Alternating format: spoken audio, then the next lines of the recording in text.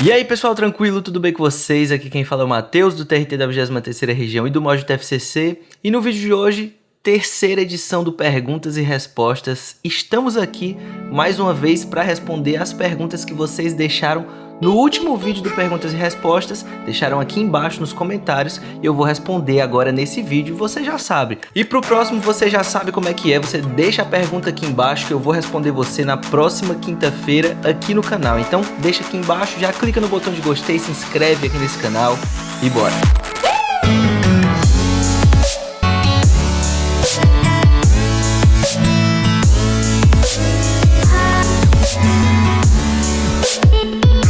Essa pergunta aqui é uma pergunta muito interessante, eu tenho recebido muito essa pergunta. A Júlia Emanuele, salve pra Júlia Emanuele, falou o seguinte: o que você faria, ou seja, como organizaria uma rotina de estudo se tivesse se preparando para uma prova agora? Digo isso porque algumas provas já têm edital, mas tiveram data suspensa e não temos noção de quando ela acontecerá. Então fica meio complicado realmente você organizar uma rotina de estudo se você não sabe quando é que a prova vai vir, né? Então, obviamente, se a gente não sabe quando a prova virá, é meio complicado da gente organizar o nosso estudo. Mas aqui eu quero separar em dois grandes grupos de pessoas. O grupo de pessoas que já estavam rodando esse edital que saiu, talvez aí vamos pensar aqui no TJRJ, só para usar de exemplo, que com exemplo é bem mais fácil. Se você já estava estudando pro edital, enfim, do TJRJ, e você já estava bem adiantado nesse edital, agora que o edital saiu e que você já tem ele em mãos, a partir do momento que você venceu as matérias do edital e você entrou ali naquele modo revisão, não necessariamente você tem agora que tá naquele ritmo frenético de pós-edital, porque a gente não sabe quando é que a prova vai vir e a gente não tem condição de aguentar esse ritmo frenético de pós-edital durante muito tempo. Então você tem que guardar suas energias e começar a estar estudando ali o que eu chamo de uns 80%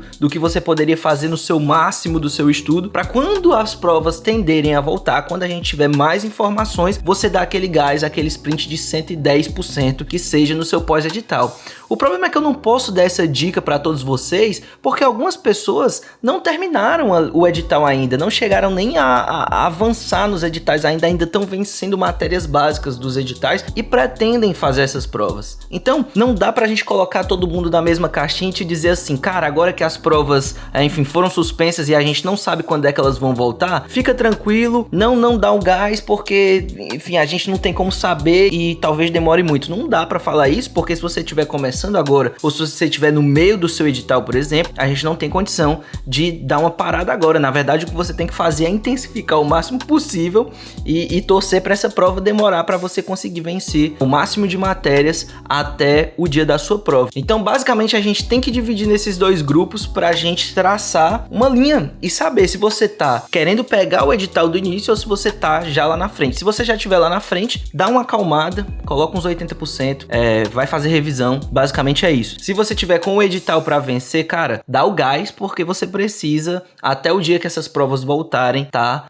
na ponta dos cascos, digamos assim, como meu pai me falava. Então, vamos para a próxima. O Denis deixou uma pergunta também muito interessante. Ele falou: aproveitando as perguntas, como você fazia com as questões? Me refiro ao fato de eu já ter feito as questões relativas ao concurso que eu quero, PRF, no site do TEC. Refazer elas de novo ou fazer outras questões? O que é que eu fazia? Cara, se você tá estudando para PRF, que é uma área policial, você tem condição aí de fazer questões da PF, você tem condições de fazer questões de polícias civis, você tem condição de pegar essa área policial e abranger um pouco mais também. Eu, por exemplo, estudava para TRT. Eu não fazia só questão de TRT, eu fazia questão de TRT, fazia questão de TRE, fazia questão de TRF. O que eu tentava filtrar é pela banca que ia elaborar a minha prova. Então, por exemplo, a minha banca normalmente era FCC. Então eu sabia que se ela estava elaborando um TRE, um TRF, ou enfim, até um TJ, que sabe, dava para eu fazer as questões que elas seriam no mesmo nível da minha prova. Eu me preocupava muito com cargos similares e com a banca. Aí você vai abrindo o leque cada vez mais. Chegou um momento que nem tinha mais questão de TRT, nem tinha mais questão de TRE e nem de TRF. Eu comecei a pegar cargos que eu achava que tinham um nível parecido e manter a FCC. E aí, basicamente, eu achei um mundo de possibilidades, porque aí tinha analista de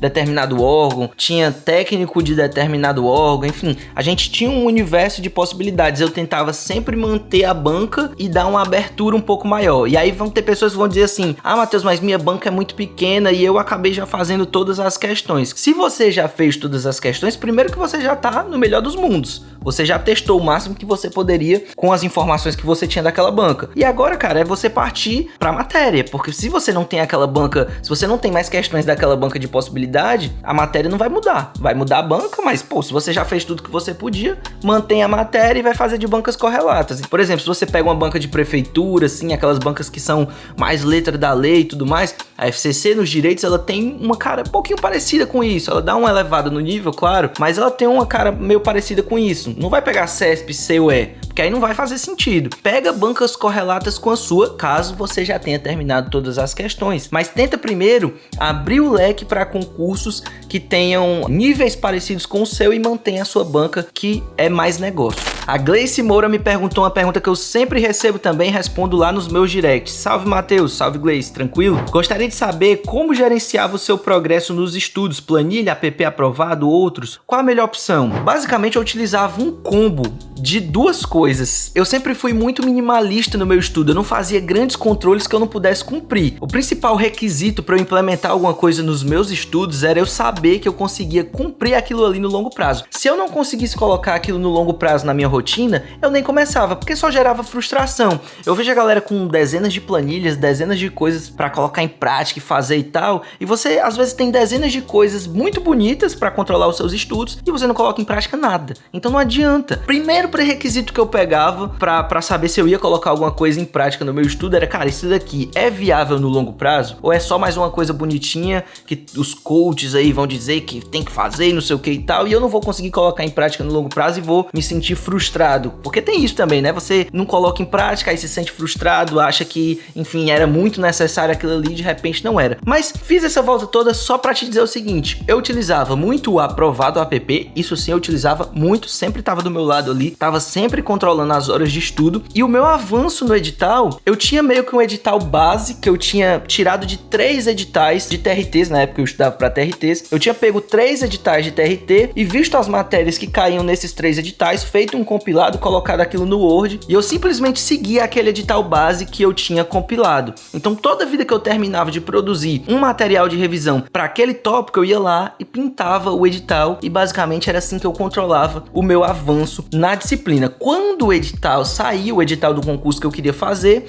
era muito tranquilo, porque aí eu pegava esse edital base que eu tava estudando e batia com o edital que tinha acabado de sair. E eu tinha a clareza de, cara, tudo o que eu estudei e o que eu não estudei ainda. Dava pra eu saber muito claramente se aquela prova era pra mim ou se não era. Então fica a dica pros estudos de vocês. Quando vocês pensarem em uma técnica nova, alguma coisa nova e tal, tenta ver se ela vai ser perene a longo prazo. Se você não vai colocar aquilo ali a longo prazo no seu estudo, menos é mais, porque no final das contas te gera ansiedade, te gera uma necessidade de fazer e nem sempre vai te agregar tanto valor assim. Minimalismo nos estudos também funciona. Aprovado app, um editalzinho base, vai pintando ali e vai acompanhando a sua evolução, porque quando o edital novo sair, você tem condição de bater os dois e saber se aquele edital novo é pra você ou não é. Essa pergunta da Laura é engraçada, porque quando eu escutei isso pela primeira vez, eu não achava que isso fosse tão recorrente assim, mas Laura, cara, isso é muito recorrente, muita gente me pergunta a mesma coisa que você me perguntou, você não está sozinha no mundo. Ela me perguntou o seguinte, inclusive salve Laura, antes de começar a ler sua pergunta, ela perguntou o seguinte: parabéns pelos conteúdos, você tinha medo de após se dedicar tanto a um concurso, depois de nomeado não gostar do cargo? Ou achar que não vai saber trabalhar mesmo com treinamentos? Depois de nomeado, era o que você imaginava? E cara, é engraçado porque as pessoas realmente têm esse medo de, tipo assim,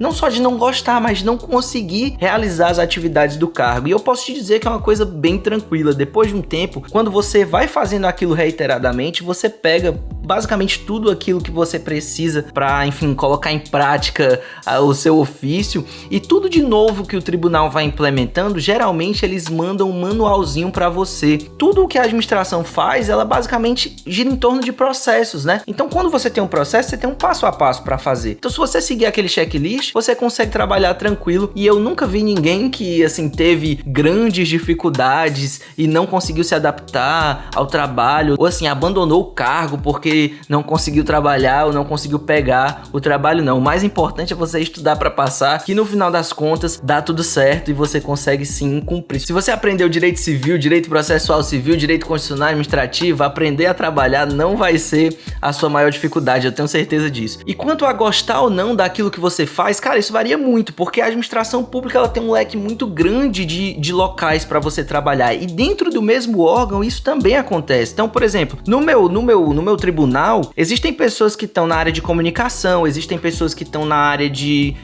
cerimonial do tribunal, existem pessoas que estão na área de licitações e contratos, existem pessoas que estão dentro da secretaria de uma vara, existem pessoas que assessoram magistrados, tem todo tipo de possibilidade, até de carreiras que você não imaginaria que você poderia seguir dentro do tribunal, e você tem essa possibilidade. Na verdade, o nome do cargo, você é técnico judiciário, você é analista judiciário, cara, depois que você entrou, você consegue fazer dezenas de coisas ali dentro, porque às vezes a administração vai precisar de alguém para fazer, sei lá, determinada coisa, ela vai e faz um processo seletivo, ela vai e escolhe determinadas pessoas para fazer aquilo ali, e você tem condição. Se você tem aptidão e se você tem vontade de fazer aquilo, é o que mais a administração quer. Pessoas que tenham vontade de fazer determinada coisa e que tenham aptidão para aquilo. Então, assim, se você gosta de se comunicar, se você gosta de uma comunicação, se você gosta da parte de finanças, se você gosta da parte de RH, se você gosta de, enfim, ou se você quer trabalhar de fato na área fim do tribunal, que é com processo, que é o que eu trabalho hoje em dia, cara, você tem possibilidade de um mundo de coisas dentro de um órgão só. Você imagina dentro da administração pública como um todo. Então, não tem problema quanto a isso, você vai se adaptar sim e vai gostar daquilo que você vai fazer sim. Pergunta clássica também aqui da Bia Nunes. Salve, Bia Nunes, tranquilo? Ela perguntou o seguinte: você começou a estudar pelas disciplinas com maior tendência de cair na prova e depois complementou fechando o edital? E sim, em relação às disciplinas, sim, eu fiz isso. Eu fiz primeiro o ciclo base do base,